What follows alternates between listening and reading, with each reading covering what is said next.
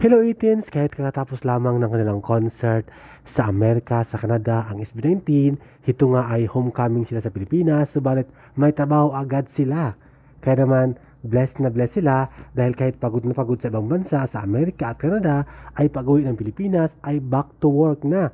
Sa lupang tinabuan, sa homeland sa Pilipinas, mayroon agad silang trabaho. Ito ba ay TV ads or TV segment sa isang TV network? Ano kaya ito? Abangan na lang natin ang isang blessing sa SB19 all the way, all the way from the America and Canada, balik trabaho sa Pilipinas. Kaya naman, congratulations, blessings din ito sa boy band na SB19.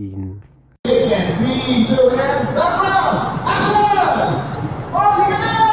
Agad din dyan! Napakaisip na! Higa na! And clap! Lila!